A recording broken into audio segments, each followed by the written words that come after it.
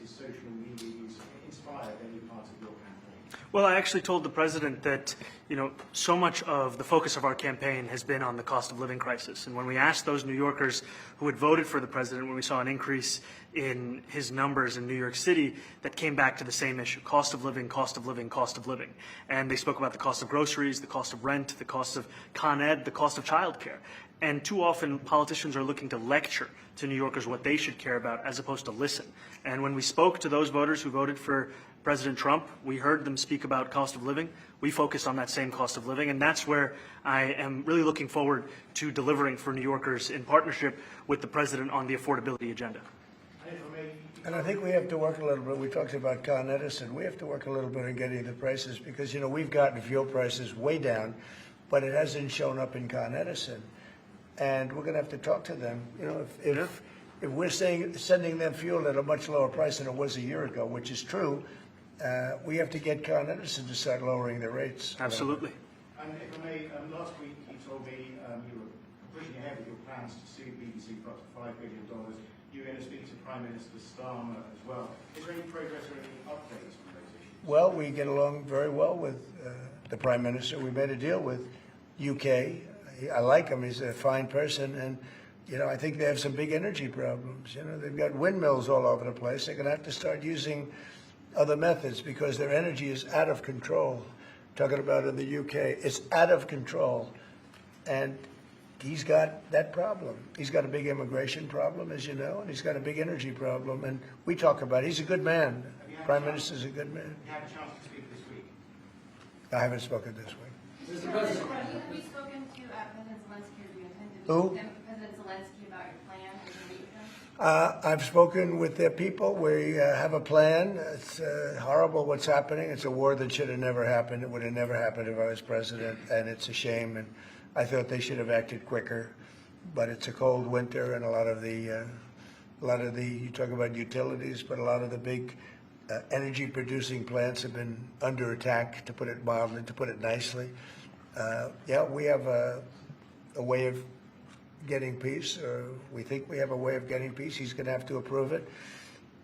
Just so sad, so many people. Last month they lost 25,000 soldiers. This is something, we haven't seen anything like this since the Second World War. And they're averaging 6,000 or 7,000 a week between the two of them, dead soldiers.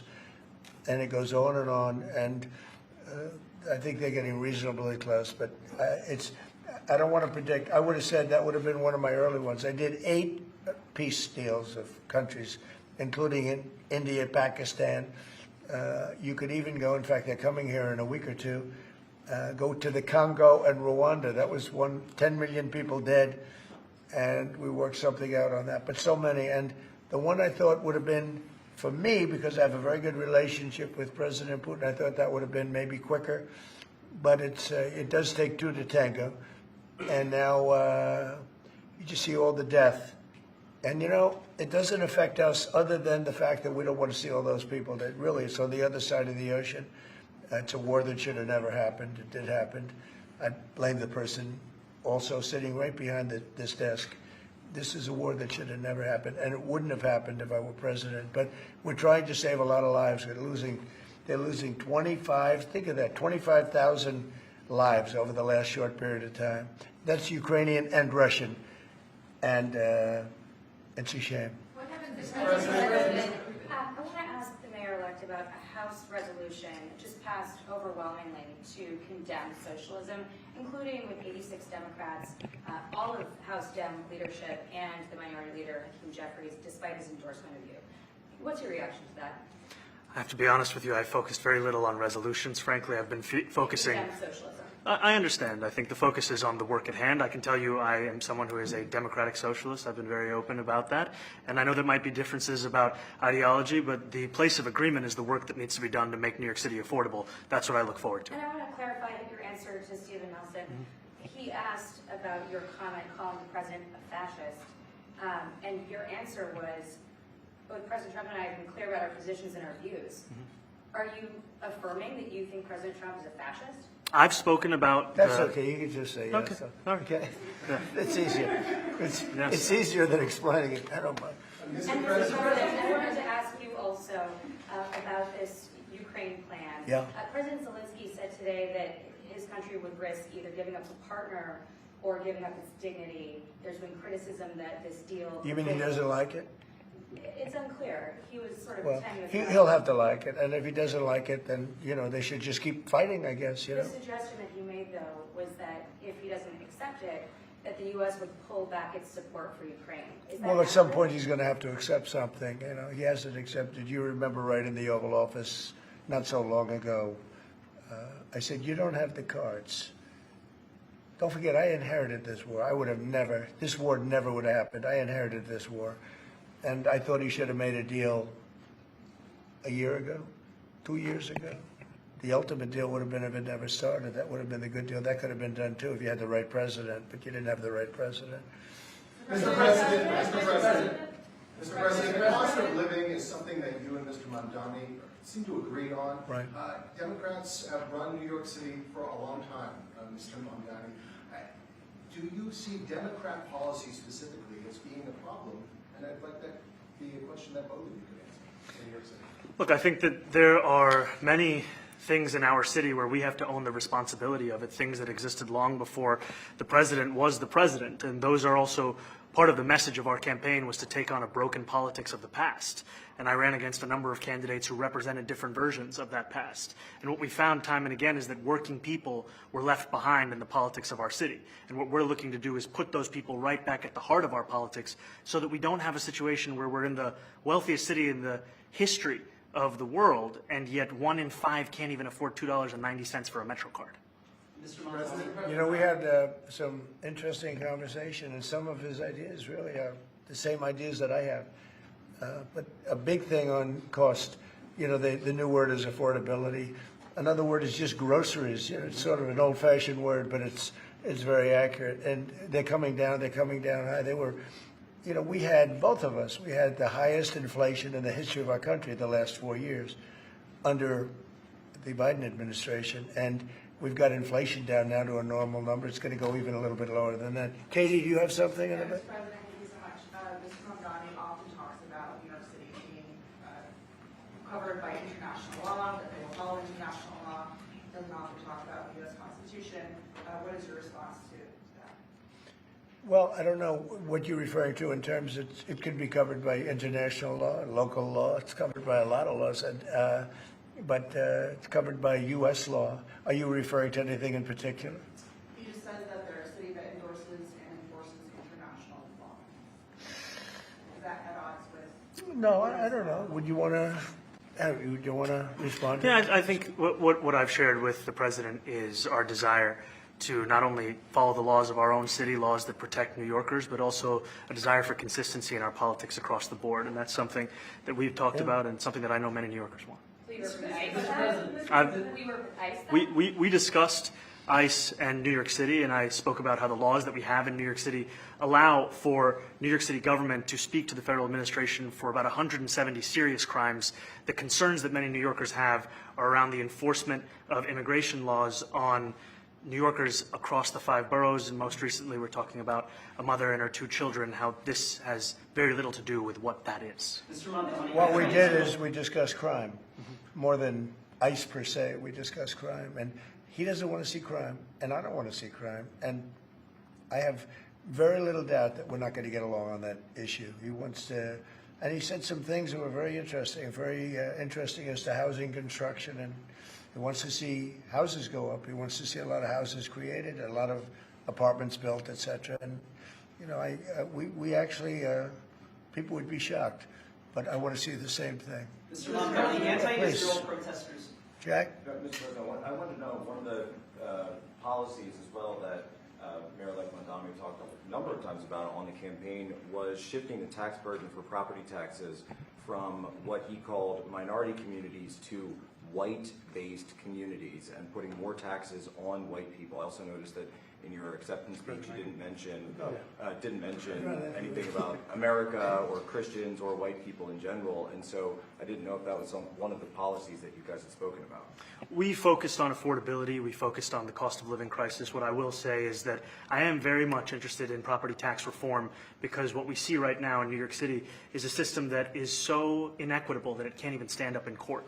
And the President and I spoke about the importance of not only building more housing, but also making sure that regulation of housing is something that is manageable to actually get through and not the cause of yet another weight that we see in But our to be city. clear, you're continuing this idea of race-based property taxes. No, to be very clear, That's what you said. no, Yes, it is. the use of the term was a description of neighborhoods, not a description of intent. So you intend to tax the whiter neighborhoods more? No, we intend to create a fair property tax system because we want a New York City that is not only fair and equitable, but also one that every New Yorker can afford. Mr. Mamdani, anti-Israel protesters just targeted synagogue. Please, go ahead. Mr. Mamdani, anti-Israel protesters just targeted a synagogue in New York. Are you concerned about Jewish New Yorkers feeling welcome and safe in the city? And President Trump, you threatened to cut off federal funding to New York City. What policies would prompt you to do that? Would that be city-run grocery stores? Would it be something else? Well, I think if we didn't get along, whether it's cut off or just make it a little bit difficult or not give as much, we want to see, I use the term, we don't want good money going after bad. And we don't want that to happen.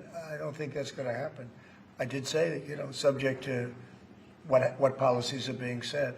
We had a meeting today that actually surprised me. He wants to see no crime. He wants to see housing being built. He wants to see rents coming down, all things that I agree with.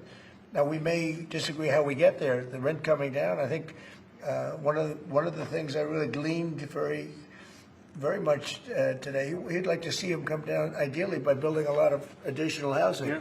That's the ultimate way. He agrees with that, and so do I. But if I read the newspapers and the stories, I don't hear that. But I heard him say it today, and I think that's a very positive step. No, I don't expect. I expect to be helping him, not hurting him. A big help, because I want New York City to be great. Look, I love New York City. It's where I come from. I spent a lot of years there. Now I'm right here. We took a big setback with the mayor that we had, Dave de Blasio. I thought it was a tremendous setback for the city. I think this mayor can do some things that are going to be really great. Mr. President, Mr. President. Okay, how about you? Go Thank ahead, you, Mr. please. President. You're a billionaire. You have a different address nowadays than you used to, but you used to call New York City home. Would you feel comfortable living in New York City under a Mamdani administration? Yeah, I would. I really would. Especially after the meeting. Absolutely. What makes you comfortable? We agree on a lot more than I would have thought. I think I want him to do a great job, and we'll help him do a great job. He may have different views, but in many ways, we were discussing when Bernie Sanders was out of the race, I picked up a lot of his votes, and people had no idea, because he was strong on not getting ripped off in trade and lots of the things that I've practiced and been very successful on. Tariffs, a lot of things. Bernie Sanders and I agreed on much more than people thought. And when he was put out of the race, I think quite unfairly, if you want to know the truth, many of the Bernie Sanders voters voted for me. And I felt very comfortable, frankly, in seeing that and saying that. And, it just turned out to be a statistical truth. But no, I feel very comfortable. I would feel very, very comfortable being in New York, and I think much more so after the meeting. Yes, please. Thank you, Mr. President. I have a question for you, but a very quick one for Please. the mayor. Why did you fly here? Aren't trains greener? I will use every form of transit, and I want to make sure that they're all affordable in New York City, and that's why making buses fast and free is a centerpiece of our campaign. Did you? There is a bus that Well, goes. but I know, but it'd be fluid. That's a lot quicker too. I mean, he's working very hard. For him to be, that's a very long drive. I'll stick up for you. The plane takes you 30 minutes, and driving takes you a And long Mr. time. President, I was wondering if you could clear up some confusion around a Washington Post report. There was this explosive report that the Coast Guard is no longer going to characterize swastikas and nooses as hate symbols. DHS called that a lie and fake news. Can you clear up? I don't know anything about it. When was this written?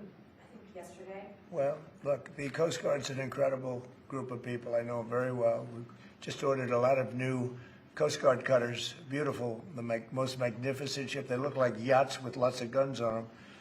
So I don't know, I haven't seen any report like that, but certainly we want them to remain a great force, and they are. Mr. President, and you did a piece in all the 9 months Yes. around the world. I would like to ask Mr. Mamdani, you've accused the U.S. government of committing genocide in Gaza while President Trump was working on peace. Why that? I've spoken about the Israeli government committing genocide, and I've spoken about our government funding it. And I shared with the president in our meeting about the concern that many New Yorkers have of wanting their tax dollars to go towards the benefit of New Yorkers and their ability to afford basic dignity. And what we see right now is we're in the 9th consecutive year of more than 100,000 school children being homeless in our city. And there's a desperate need not only for the following of human rights, but also the following through on the promises we've made New Yorkers. And I appreciated the meeting we had and the work that we can do. Do you agree that President Trump did do a peace and worked hard to make the peace? Because he worked hard to do the peace in the Middle East and everywhere. Do you agree with that? I appreciate all efforts towards peace, and I shared with President Trump that when I spoke to Trump voters on Hillside Avenue, including one of whom was a pharmacist that spoke about how President Trump's father actually went to that pharmacy not too far from Jamaica Estates, that people were tired of seeing our tax dollars fund endless wars. And I also believe that we have to follow through on the international human rights, and I know that still today those are being violated, and that continues to be work that has to be done no matter where we're speaking of. Mr. Thank President. you, Mr. President. Do you view the mayor-elect as the true leader of the Democrat Party? And do you think Leader Schumer's and Leader Jeffries, have to follow his lead? Well, look, I hope they have great leaders. This is a man that right now I think is focused on New York City. I really think he has a chance to do a great job. We're going to help him, but I really think he has a chance to do a great job. But I'll let you answer that. You consider yourself the leader of the Democrats? I think it's more appropriate for him. I consider myself the next mayor of New York City, and I keep my horizons firmly on New York City, and I appreciate the meeting with the president, which focused again on the 5 boroughs and whether New Yorkers could afford to live there. By the way, being the mayor of New York City is a big deal.